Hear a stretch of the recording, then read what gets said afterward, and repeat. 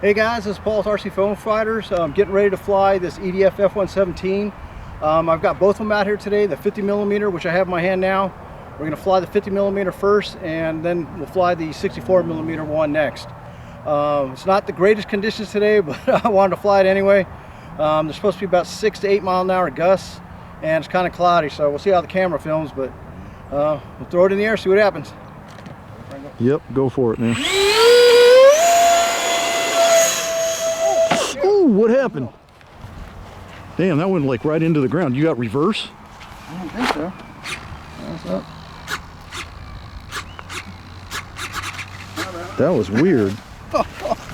Damn, crunched Okay, it, dude. I don't know what happened. It was like straight into the ground. I don't know if I got some weird stuff coming off the back. Let me try it one more time with the jacked up nose. I don't know, man. It might have been partly me because I didn't get on the stick. Did you have any up? Yeah, I'm gonna put some ups for a minute.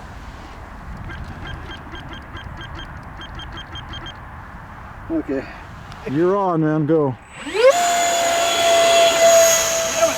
Ooh. Can't get on the stick fast enough. Well, that sucks. Oh, this one doesn't feel like it has enough power to pull out. So that's the end of that one. Oh well, back to the drawing board on well, I got that other more powerful 50mm one coming, so we'll try it with that. Okay, yeah, Paul ordered a new 50mm EDF. It's supposed to put out more thrust. I guess we're moving on to the 64mm.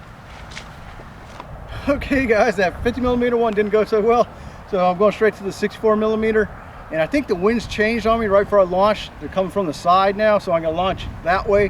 Hopefully that'll help keep it from rolling. I think that was part of a cut on the very last part, and I helped roll it, so see what happens. Hopefully this one has enough power to power out of it. All right.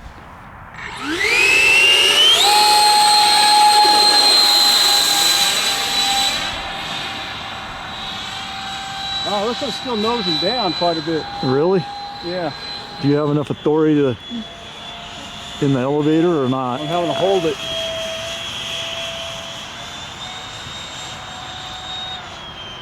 You know, I wonder if it needs a lot of up trim, because, you know, the EDF is off the center line of the wing. Yeah, You know, I was it's actually above it. thinking that too. So It's above push the it down wing. the wing. It's acting like a lever. Yeah, there you are.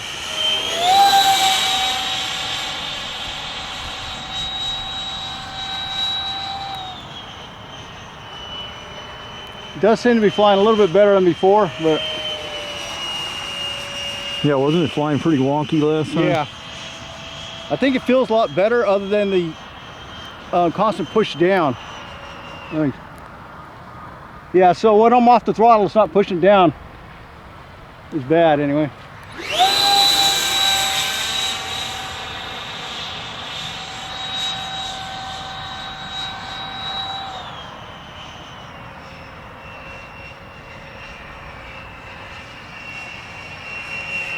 So I wonder if we've got to aim that nozzle down a tad, you know, get rid of that down pitch. Or I guess that it'd need to be pointing up, right, to push down on the back. I'm not sure about that, man. I was wondering if it'd be easier to just mix some elevator in with your throttle. And do a mix or something, so that when you're on the throttle, it adds elevator for you.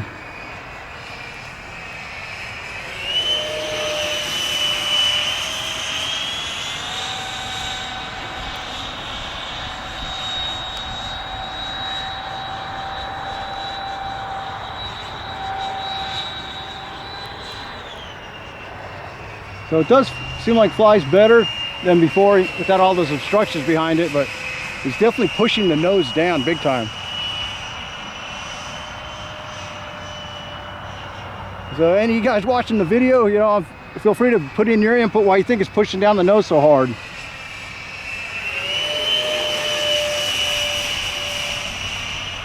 It's really weird because the prop plane, you know, didn't have that characteristic at all. Well, you got to remember the prop's hanging down below the bottom of the plane too when it's turning, so half part of your thrust is down below it.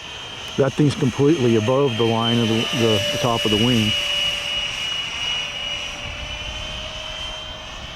So right now I'm holding a constant up elevator. Like full up? Not full up, but probably a little less than half. So after I land it, I'll put some up trim in it. Then we'll fly one more battery and see how it flies. You think that's what it was with the little 50 millimeter? Yeah, I think so, because it definitely nosed down a lot too.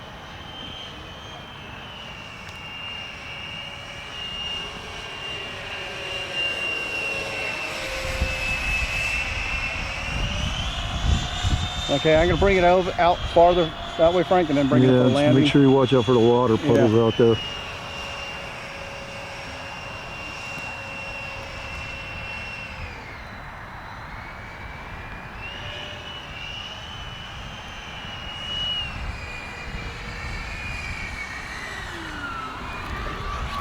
Oh, that was fast. Okay, cool. So that was the first flight. Again, like I said, the EDF, I guess, is totally pushing that nose down, so it feels, you know, almost like it's really nose heavy. So well, when you let off the throttle, it just totally that goes away completely. It kind of goes away, yeah.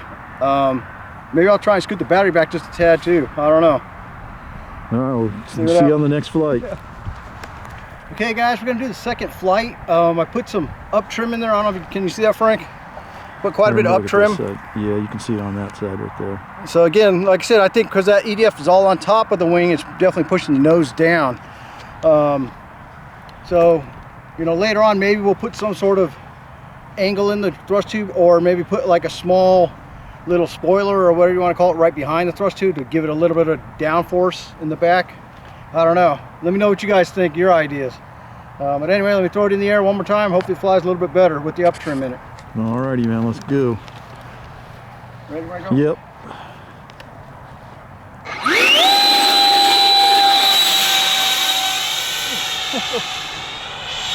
Still nosing down a little bit.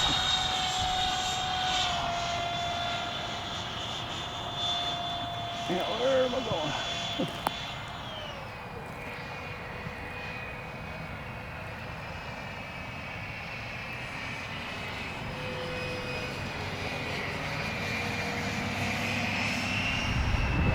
Yep. Okay. I had Frank give me, you know, quite a few clicks of up trim. It's still nosing down, so I don't know if it's a combination of, you know, the big surfaces on the front of the plane and that EDF. So definitely going to need some sort of redesign the way the thrust is coming out.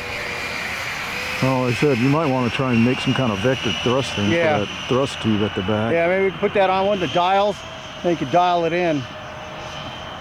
That, or, you know, you can even mix it like you were saying.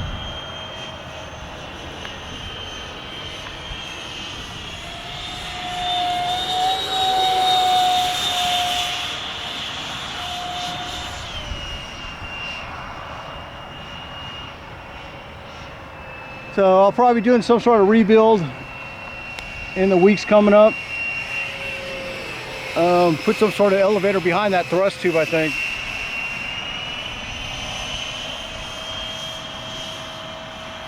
Then we could just maybe trim that. Yeah, and get it set so that, you know, because when you're not on the throttle, it won't matter. Yeah.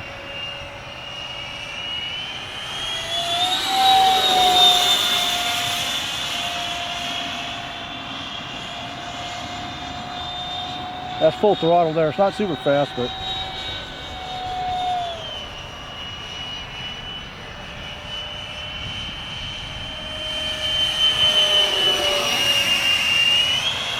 it's definitely flying better though than when I first flew it. That when I just threw it together. So, yeah, and I will rebuild it. Like I said, another 50 millimeter one. Now that we have a little bit more knowledge on how the plane's reacting with the EDF. Okay, I'm gonna bring it out there and just bring it in, Franco. All right.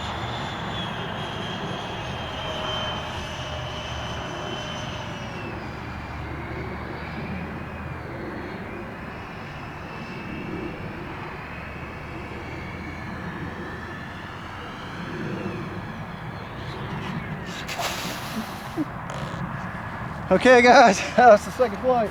Cool. Okay, guys, this is the plane after we landed. You can see how much up elevator we have in there trimmed in. Yeah, it's quite a bit. And it was still nosing down when I was under throttle. So like I said, maybe we can put some sort of little elevator behind this thrust tube that we can have connected to a servo. then while in flight, maybe we can dial it in, you know, and Yeah. get that to where it pushes the nose back down. Hey guys, we're back in the shop after those flights. There's the crashed one. Here's the 64mm EDF version, and here's the original prop version. Basically, I'm totally not sure what's going on with why I'm getting such a strong nose down force while in flight. I'm wondering if it's just, you know, mostly because of the shape of the nose. You know, this is all a giant, basically a surface hitting the air and pushing the nose down. So I'm just wondering, you know, maybe with the EDF also above the wing line, you know, it's also pushing down. So you got all this force kind of pushing down. I wonder if that's what's happening. I don't know. Let me know what you guys think. Because, you know, one thing that kind of baffles me is, you know, on the prop version, it doesn't really have that nose down tendency. So I'm not sure if, you know, just it's the difference between the thrust line, you know, because you got the prop where half the prop, you know, hangs down actually below the line of the main wing. So you got a lot bigger around thrust cone, if you want to call it that, you know, versus the EDF too, which is all above the wing. So I'm not sure, maybe the gyroscopic forces of the prop is greater and helps, you know, keep it level and compensates for that push to that big frontal nose area. I'm not totally sure. Let me know what your guys' thoughts are on that. Like I said, I'm probably going to make it a modified version. I think I'm going to put some sort of vectored thrust control at the back of the thrust tube. Probably hook it up to the servo, you know, so I can dial it in flight. Maybe so we can get it, you know, flying more nice and level to counteract, I should say, the downforce of that nose, you know, because there's really no surfaces on the bottom, you know, that equal the downforce of this front end. So, you know, there's no sloping surface on the bottom to push it back up. So I wonder if that's what it is. I just don't really know. Just, you know, while I was flying, it was just totally, you know, always constantly pushing down the nose, especially when I was on the thrust. So, you know, I had quite a bit of up trim. You can still see, I think it's, you know, left with the elevons, you know, basically at a very high angle, you know, of up trim. So I think that the EDF is definitely a different animal, you know, than the prop plane. The prop plane, like I said, I had no issues with that. It flew pretty much nice and level with just maybe a few clicks of up elevator in the trim, you know, and then it counteracted all the downforce of the nose, and I had no problems. It flew nice and level.